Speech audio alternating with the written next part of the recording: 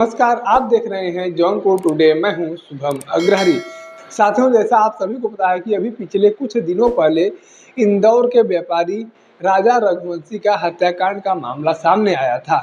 इस पूरे घटनाक्रम में पता यह चला कि सोनम रघुवंशी, जो राजा रघुवंशी की पत्नी थी, उनके द्वारा ही इस पूरे घटनाक्रम को अंजाम दिया गया। और राजा रघुवंशी के हत्याकांड के आरोप में पत्नी सोनम रघुवंशी को उत्तर प्रदेश के गाजीपुर जिले से पकड़ा गया था, जिनको अब 14 दिन के न्यायिक हिरासत में रखा गया है।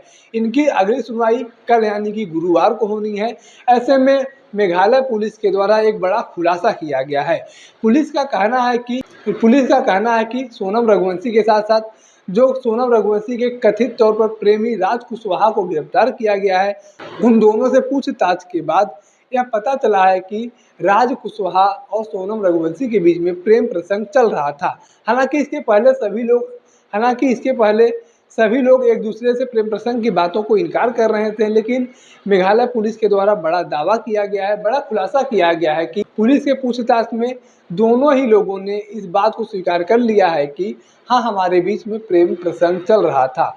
हालांकि प्रशासन का कहना है कि परिवार के लोगों ने इस रिश्ते के बारे में सहमति नहीं जताई है। उन्होंने बताया कि इसके बारे में हमें कोई जानकारी नहीं है। उसके साथ ही साथ जब प्रशासन के द्वारा नार्को टेस्ट के बारे में बातचीत किया गया तो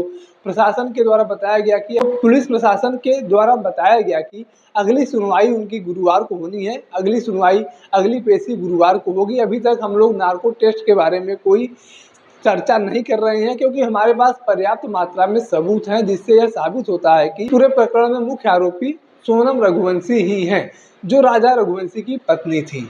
और इस पूरे प्रकरण में, इस पूरी जांच प्रक्रिया में अभी हमें नार्को टेस्ट की ज़रूरत नहीं पड़ रही है। अगर ज़रूरत पड़ेगी तो उस पर भी विचार किया जाएगा, लेकिन अभी तक ऐसा कोई मामला नहीं है कि हमें नार्को टेस्ट कराने की ज़रूरत पड़े।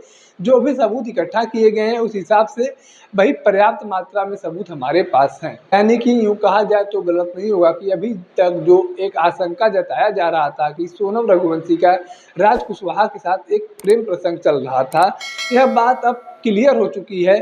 और उन दोनों ने भी स्वीकार कर लिया है कि हाँ, यह प्रेम प्रसंग चल रहा था और राजा रघुवंशी की हत्या भी इसी प्रेम प्रसंग के कारण हुआ है। बाकी इस पूरे घटनाक्रम को लेकर आपके पास कोई जानकारी है, अपनी कोई राय है, तो आप कमेंट बॉक्स में लिख सकते हैं। अगर आप वीडियो को फेसबुक पर देख रहे हैं तो पेज को फॉलो करें, यूट्यूब पर देख रहे हैं तो चैनल को सब्सक्राइब करना ना भूलें। साथ ही साथ आप हमारे पेज को, हमारे चैनल को इंस्टाग्राम और ट्विटर पर भी फॉलो कर सकते हैं। धन्यवाद।